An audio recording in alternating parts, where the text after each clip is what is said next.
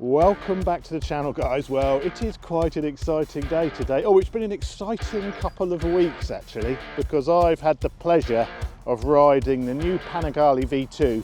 Before we dive into Ducati's latest red hot missile, the new Panigale V2, let's take a cheeky detour down memory lane. It all began in 2012 with the 1199 Panigale, a bike that told frames to get lost, brought in the Super Quattro engine and made superbike fans both swoon and slightly terrified. Then came the 1299, more power, more electronics, more oh my god I might die moments, and in 2018 Ducati went full MotoGP with the V4, a high revving, winglet wearing demon on two wheels. But Ducati knew not everyone wanted to be punched in the soul at every ride, so they brought back the twin with the Panigale V2. Now reworked with the 890cc engine for 2025. Lighter, sharper, and dare I say, a bit more street friendly without losing that signature Ducati snarl.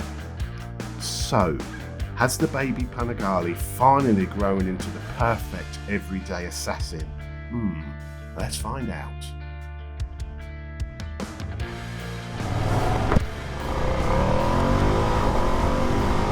So the Panigale V2, now this new engine, this new platform, I think has caused quite a bit of controversy in the biking world, hasn't it? Because of course the old Panigale V2 was, 30 horsepower more than this. This is 120 horsepower. I can't think of the torque figure, I'll pop it on the screen, but it's 120 horsepower, so it's 30 horsepower down on the old V2 Panigale. So you can imagine there was a bit of an outroar, a bit of an outburst from people about what are Ducati doing? Well, I tell you, after riding this on the road for the last 2 weeks, Ducati have done exactly the right thing. This is so different to the original or last year's Panigale V2. This thing is just so usable. I think that is the thing, it is so usable. The riding position, let's start with that first of all. As I mentioned, hinted at the beginning, I wouldn't even bother with the Street Fighter because I find this position absolutely perfect. Now, I was going to say you couldn't ride down to the south of France on it, but actually I'm not sure you couldn't. I think maybe you could, because the bars are well above the yokes. The pegs are a reasonable height, they're not too low. I don't think the peg height is any different to the Street Fighter, I think it's exactly the same.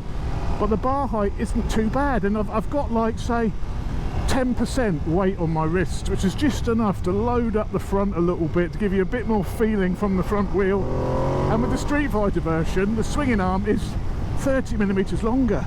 So this is a much tighter, this is more agile, I think, than the Street Fighter version. Even though the bars aren't as wide as the Street Fighter, they're still massively wide. It's like riding a motocross bike, but it's a sports bike.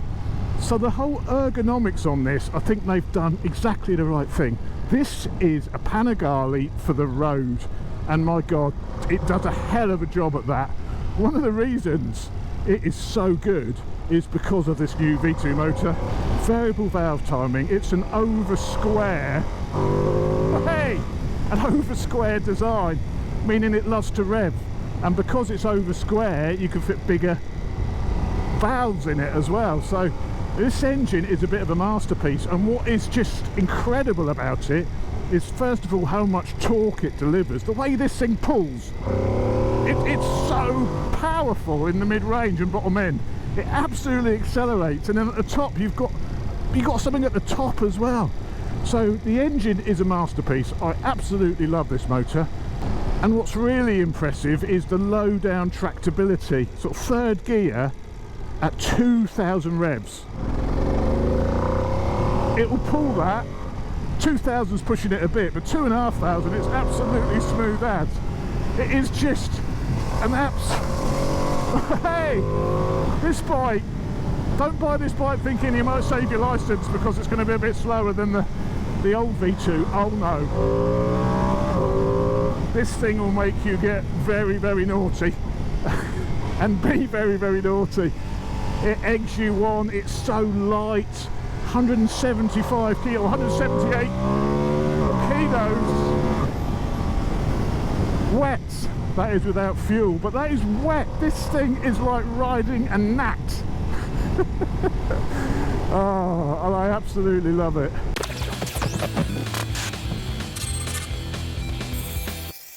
So the riding position is, I think, perfect. I mean, I'm not even sports bike fit, and I find this comfortable. I've been out several Sundays thrashing around on this, and I've experienced no discomfort.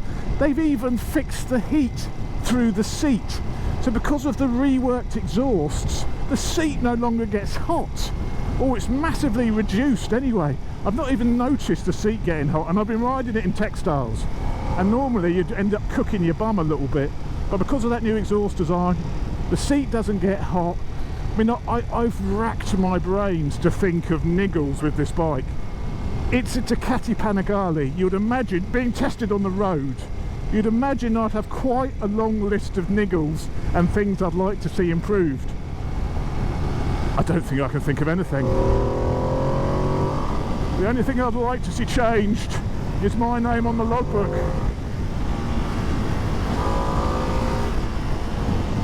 It is so agile, it changes direction so quickly, it is so light, it picks up so fast. The electronics have got all the bells and whistles, including a really clever slide control. When you've got it in ABS 2 and below, it lets you back the bike and slam the rear brake on, and it will let the back wheels step out but then control it and pull it back in again. Now I'm just not brave enough to test that, but I've seen it tested by Chad on the Street Fighter V2 when we did the launch. It's incredible, and everyone's going, no, just slam on the rear brake, it sorts it out. I'm not brave enough to do that when it's not my own bike, but I've seen it tested. It works really well. You've got traction control with separated wheelie control. I've turned the wheelie control off. This may be 890cc, but this thing's a bit of a wheelie machine. Come to a 30. What's so great about it is the manners. Normally on the Panigale, you get to go for a bit of town, do a bit of town work, you'll be like, oh god, my arms, you know, I'm so uncomfortable. The bike would be juddering. Oh, an Aprilia Silver? I can't remember how you pronounce it now. Good bike. But you'd be really uncomfortable, and the engine wouldn't like it, and you'd be like, oh, just get me out of town, get me back on the open road. This thing is perfectly happy just to poodle around at 30 miles an hour and less. Perfectly happy. And if you want to pay the extra for the cruise control, it has got cruise control as well. Cruise control on a Panigale and a fuel gauge as well. What more do you want, guys? Quick shifter blipper, I think it works well. I know there's been some criticism.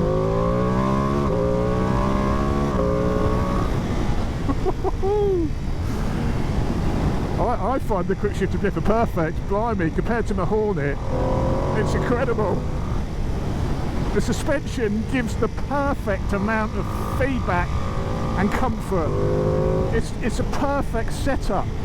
The suspension on this, woo, it's a perfect setup. The rear brake, it's just strong enough so you can really control how much rear brake you give it to pull the back round in the corners. It's not too sharp. Oh, it wants to lift the front, it dives forward. The grunt is this will be more grunty to ride than the old V2. I tell you now, this engine will pick up quicker than the old V2, and you can just control it around the bend. The chassis is absolutely divine. Oh my word, the brakes are also amazing. Loads of feel, loads of bite, loads of control with the brakes.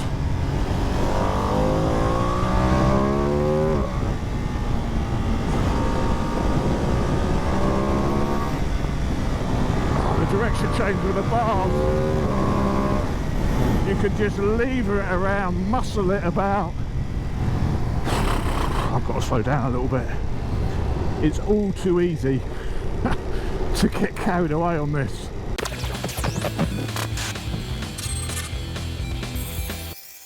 So let's have a quick little look around the machine. Now, I have done a walk around of this before. I've obviously done walk around of the of the Street Fighter version before. The big changes for this year is, of course, this bike now has a brand new engine. Now this is a 890cc V90 degree V twin, so exactly the same as what's in the Street Fighter.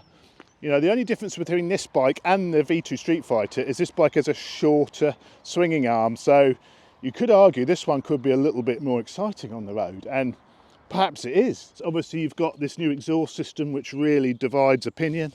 I quite like the fact you've got the little twin wheelbarrows as standard, but I don't love the fact that it comes in front of the swinging arm. It's also sort of got that modern MotoGP styling look about it. Yes, there's no wings on this bike, but the way the front wheel is outside of the fairing, because obviously it helps it change direction quicker. That's sort of lessons learnt from MotoGP, even though there is no wings on this bike, because it doesn't really need them, or does it? Certainly not on the road, it doesn't need them. But it's got that sort of modern Ducati styling. It's really growing on me, actually. I know at first it looks a little bit weird, but it is really growing on me. The front cowl and lights, gorgeous, you know, unmistakably Panigale. I really love that view from the front.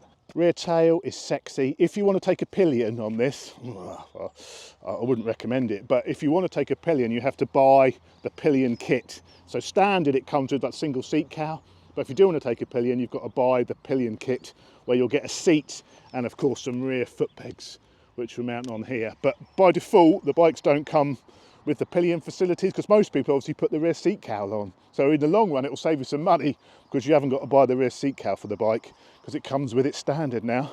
Here are those yokes I was talking about, the lovely blue Öhlins on the top there. I love the blue and gold Öhlins there. It's lovely to look at that while you're riding. It was definitely worth the extra £2,000 for the Öhlins one, for the S version. The whole cockpit is very nice. It does have different switch gear. I moaned about this a bit, that it felt a little bit cheaper than the V4 version, and it does a little bit, but hey ho. And also a lot of complaints from people that it does have cruise control as an option, but this bike doesn't have it enabled, so you've got to pay extra to enable the cruise control when you do have all the features and buttons on the bike already. So that's a little bit KTM, isn't it? Making you pay for stuff which is on the bike as standard.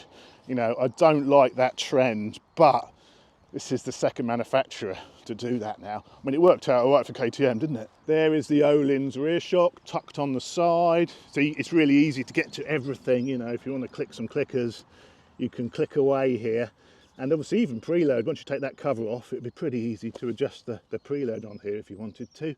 Brembo master cylinders with adjustable span, Öhlins front forks, M50 calipers. Oh, it's all very sexy. So there we are, a very, very quick look at the Panigale V2. Let's jump back on, because I want to ride it. So let's do a little bit of a roll-on test, just to show you how much grunt this thing's got. So fourth gear, 40 miles an hour, just under 3,500 revs. I'm already going way too fast. That was around a bend as well. It's so composed. Oh, I really can't think of anything I don't like about it. It's so usable, the engine. It's a bit like a 990 Duke. It's a bit like a really, and I said this about the Street Fighter, it's like a really, really, really good parallel twin from a usability point of view. But you've got more grunt, you've got that amazing V-twin sound. So you get all the benefits of a parallel twin, with like how smooth it is and how easy it is lower down the rev range. You've got top end as well, more top end than you'd ever get out of a parallel twin as well.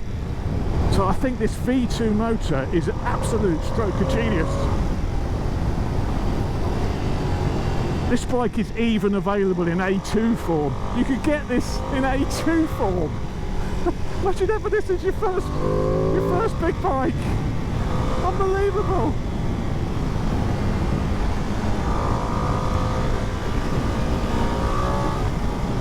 You just got such control. I can point it and make it go wherever I want. Oh dear, as you can see, I'm completely blown away with this. completely blown away with how good this bike is. Yes, this version is almost £17,000 for what you'd say a £17,000 for a middleweight.